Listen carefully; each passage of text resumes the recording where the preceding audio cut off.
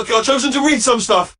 Like what? Anything really. Error messages, comments, quotes, stories, puns. Sounds like fun.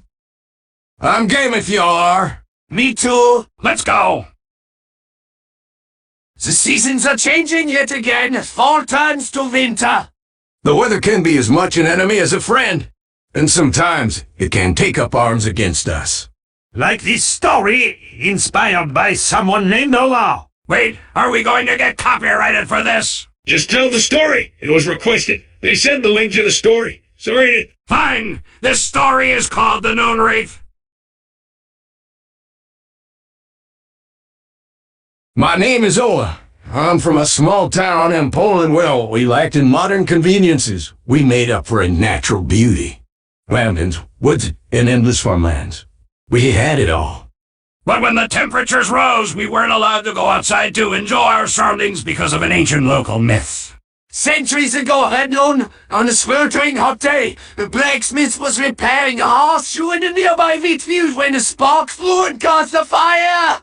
The landowner was away, so his wife tried to save the field, but was sadly burned alive. Since then, if you ever ventured outside at noon on the hottest days, it was said that you might feel the spirit of the new Wraith.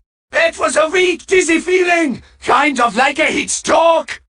One early autumn day during a terrible heat wave, my friend Sophie and I were watching TV in the living room with my younger brother. As my dad headed out to grab lunch, he said, "It's burning up out there. Do not leave the house." Our house had no air conditioning, so my brother decided to cool off in the shower. Before he went upstairs, he whispered to me, "Don't leave Allah. Seriously, it's scorching out there." It's almost like he knew what would happen next. "Let's get some fresh air," Sophie said, opening the back door. Sophie loved to test the rules. I don't know why I agreed. I guess I wanted Sophie to think I was cool. Fine, I said, but only for 10 minutes. My dad will be back soon.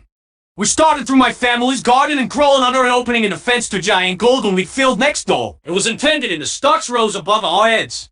What are we doing here? I asked. I noticed the rusted old scythe lying in the field. It looked grisly. My question was answered as Sophie pulled out a cigarette and lit it. Making sure your brother doesn't freak out. 1-1. I shook my head. I didn't like smoking, and didn't like the feeling of being in this field either. But I followed her. We are rustling from somewhere in the field, accompanied by the sound of a woman humming. We froze. Peering through the stalks, the hum grew closer as a hot, dry wind blew through the field. The scythe flew up through the air and landed in the hands of a beautiful woman. Seeing her, I could tell she was composed of wind instead of skin. And her face and bodily form came from a wine-like energy that shacked her and gave her strength. At first, I was in disbelief, and then I became dizzy. Suddenly, it dawned on me. She was a known Wraith. The Known Wraith turned to Sophie, whose face had paled. She looked scared and woozy, just like me. You have trespassed here. Put out your embers and leave. This isn't real. It's a heat. Sophie replied, but I could tell she was clearly dizzy. The Known Wraith glared. "Would you continue to smoke that ember? As you knew it would lead to your death." Sophie sneered, clearly taking the Known Wraith for a mirage. She took a big puff of a cigarette when strangely, the fire went out. She coughed, clutching her neck. Her eyes were tearing up. I looked over and the skin on Sophie had turned as darker and steam rose off her skin. Okay, this is getting weird and scary. I'm out.